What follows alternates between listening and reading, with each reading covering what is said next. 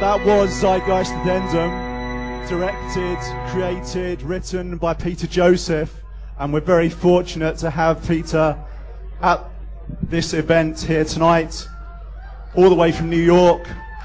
Please welcome into the stage Mr. Peter Joseph.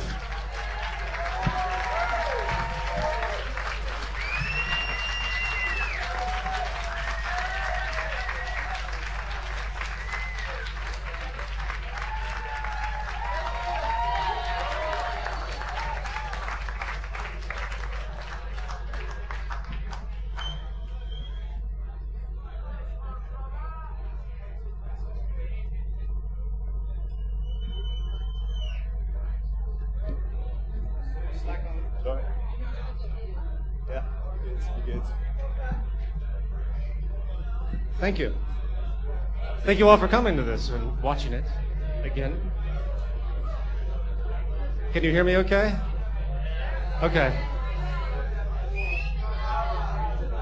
So, would you like to begin? I'm just going to go ahead and go straight into questions. I think the movie is pretty self-explanatory. So, anything you want to throw at me, I think we're going to go around with a microphone. Yeah, I've got a microphone here, so, I mean, who wants to be first? Who's got a question? All right, well, seeing as he's standing right next to me, this might be tough. Dan. Hello there, my man. Thank you very much for that. I've been watching it all week, actually. Looking forward to you being here.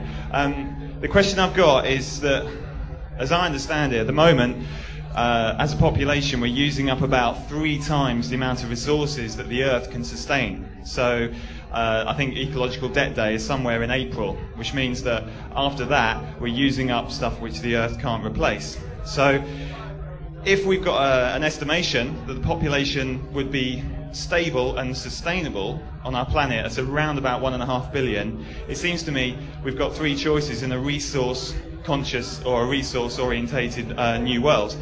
And that would be either we need to raise efficiencies by 3 times to accommodate the current population we have, without disrupting biodiversity and hopefully making a better job of biodiversity than we've got now.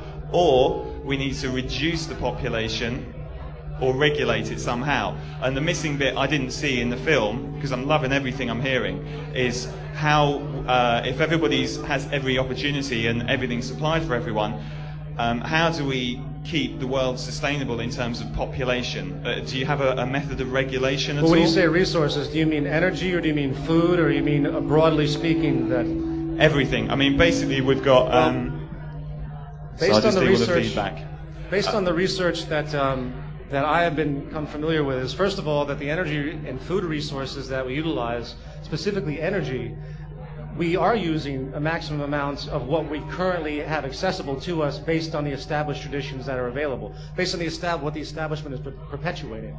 But as I denoted in the film, as far as energy alone, there's a complete abundance for many, many multiples, if you do the math on it, of at least probably 10 times our current population. Because the sea alone has so much more energy capacity of things I didn't even go into, from the heat divisions of the ocean alone, which is rampant throughout. You can use that as energy sources. I can't remember the exact name of it.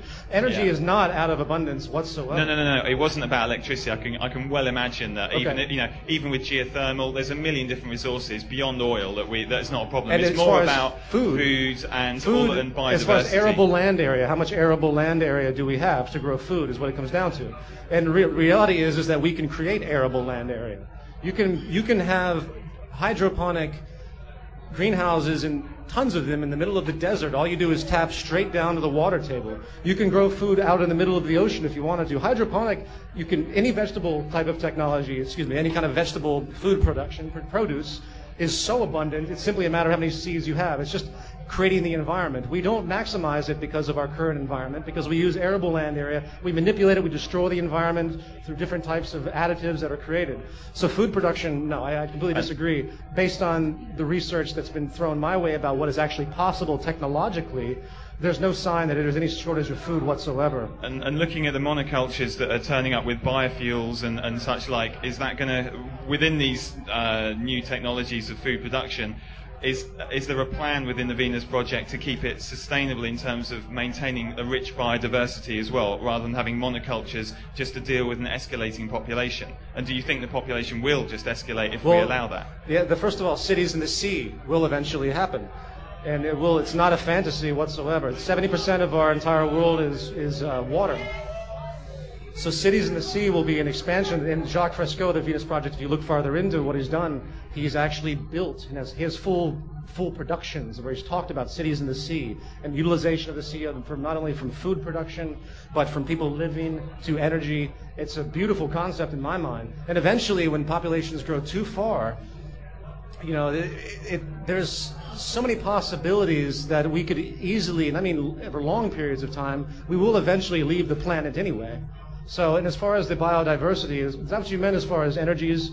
As far as, what did you mean by biodiversity? Well, I mean, we need biodiversity because otherwise, if we have monocultures, then there's a chance that a single virus can come in and sweep everybody. Define your terms for me. What do you mean by monocultures? Because these are.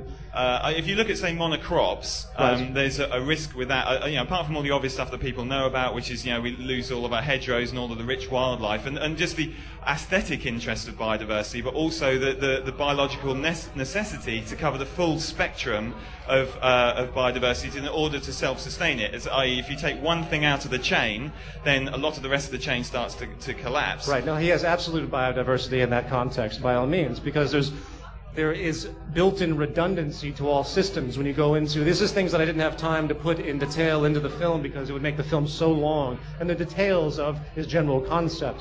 But if you go into, and everyone should go visit thevenusproject.com and research and